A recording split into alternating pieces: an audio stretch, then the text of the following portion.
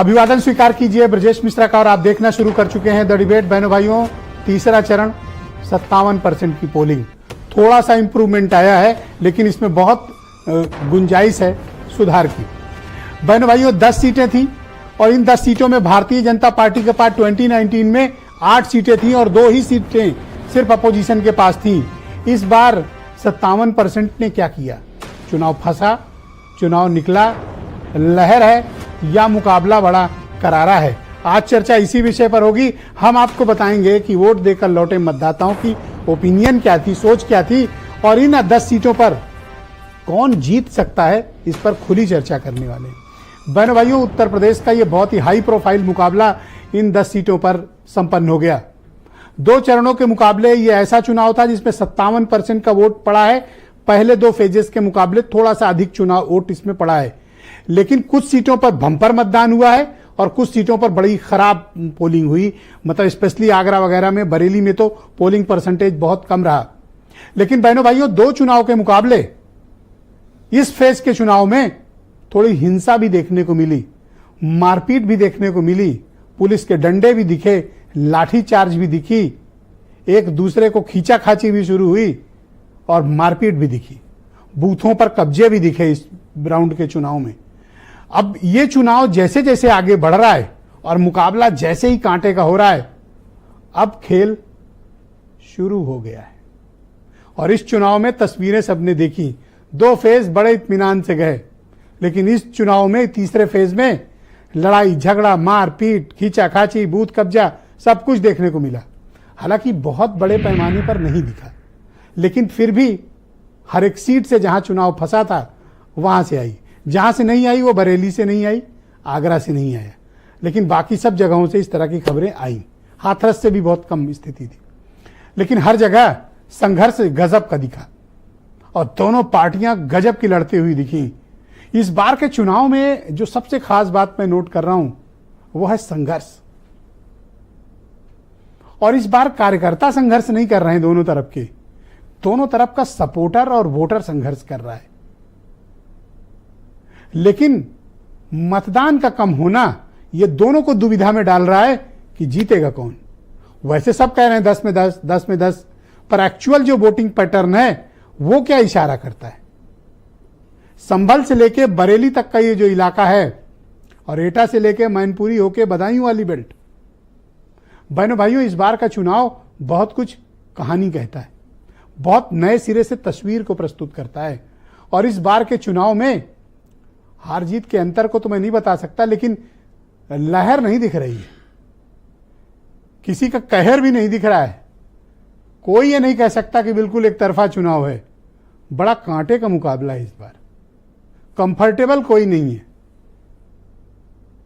वैसे कहने को कोई भी कुछ भी स्टेटमेंट दे, लेकिन बहनों भाइयों, जैसी तस्वीर और ग्राउंड से जैसे फीडबैक आ रहे हैं, मैं एक बात आपसे कहता हूं, आप लोग खुद भी एनालिसिस किए होंगे। वोट देते जाते समय का मतदाता और वोट देकर निकलते समय के मतदाता, दोनों के व्यवहार में फर्क होता है। एक ही व्यक्ति है, जाते और आते समय में उसके व्यवहार में फर्क है। जब वो वोट देकर निकलता है तो उसकी भाषा बदली हुई होती है। वो बताना चाहता है कि वो वोट किसको देकर आया है, और वोट देते जाते समय वो खामोश रहता है। और इस बार ये खामोशी अधिकांश सीटों पर दिखी कि मतदाता बोला नहीं, लेकिन जब वोट डालकर निकला तो जो एग्रेसिव वोटर्स थे वो बोल रहे थे कि किसको वोट देकर आए और वो किसकी सरकार चाहते हैं। बहनों भाई, 2 तरह का मतदाता है इस वक्त। एक वो जो मोदी को किसी भी कीमत पर लाना चाहता है, और एक वो जो मोदी को किसी भी कीमत पर हटाना चाहता है। और इस बार पहले 2 फेजेस के मुकाबले तीसरे में भी कोई सांप्रदायिकता नहीं चली, मुसलमान वर्ड नहीं बिका, इसकी कोई टीआरपी नहीं आई जनता में, कम्युनल पैटर्न पर चुनाव ही नहीं हुआ।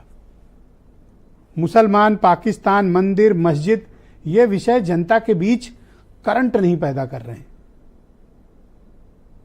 है एक तबका जिसको ये चीजें पसंद हैं या ये इस पर वोट करता है, लेकिन उनकी तादाद कम होती जा रही।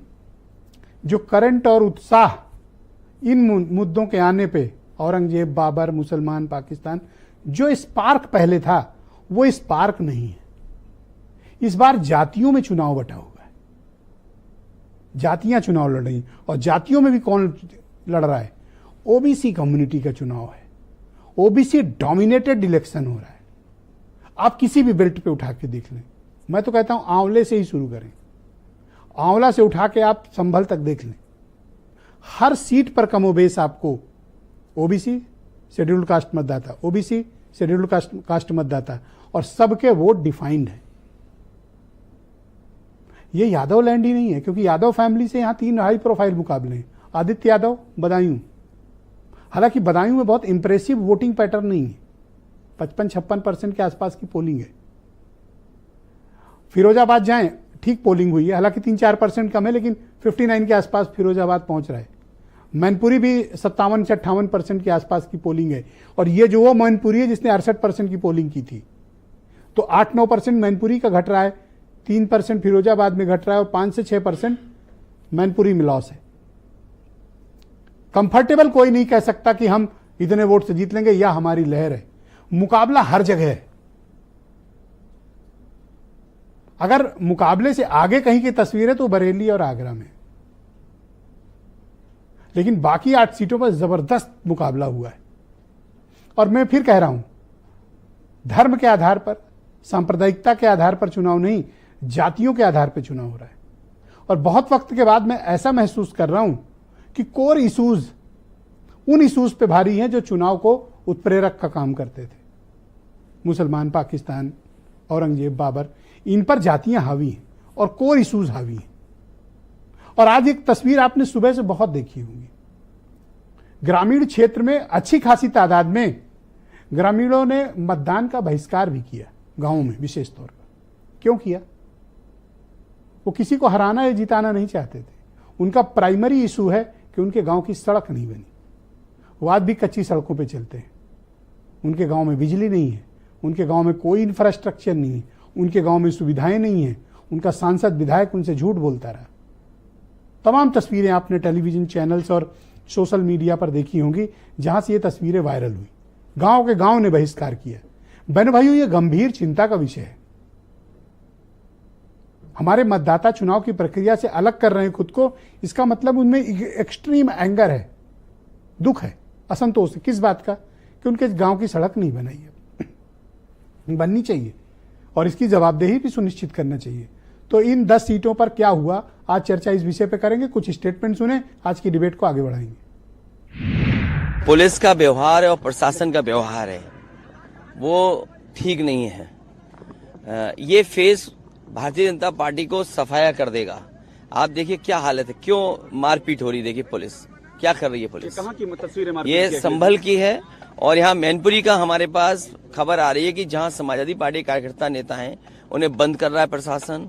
अगर ये होगा तो लोकतंत्र सुरक्षित होगा। इसलिए मैं आपके माध्यम से अपील करना चाहता हूँ कि लोकतंत्र को बचाने के लिए बाहर आए, वोट डालें, हिम्मत और बहादुरी के साथ मुकाबला करें और वोट डालें। और बहनों और भाइयों, आज तीसरे चरण का मतदान भी हो रहा है।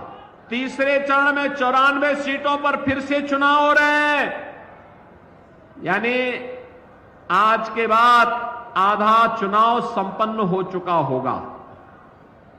आधा चुनाव संपन्न होने का मतलब जो दुनिया देश की आवाज है, फिर एक बार 400 पार। पर्चा छेड़ करके पुलिस अधिकारियों ने बदायूं से लेकर के यहाँ मैनपुरी और खासकर हमारे जसवंत नगर में परसेंटेज वोट बढ़ने ही नहीं दे रहे हैं। तो ये 40% जैसे हुआ, तो इतनी क्रूरता के साथ उन्होंने यहाँ पर जो वोट एजेंट हैं, अभी सेपई थाने में देख आइएगा, वहाँ वोट डालने जा रहे थे लोग, उन्हीं को पकड़ के बैठा लिया। भारतीय जनता पार्टी के पक्ष में लोग घरों से निकल करके बूथ तक जा रहे हैं, और बीजेपी प्रचंड बहुमत के साथ सभी 10 की 10 तीसरे चरण की सीटों पर आ रही है। और लोगों का मानना है कि मोदी जी की लहर चल रही है, और सब लोग चाहते हैं कि बीजेपी तीसरी बार माननीय प्रधानमंत्री नरेंद्र मोदी जी के नेतृत्व में प्रचंड बहुमत की सरकार बने।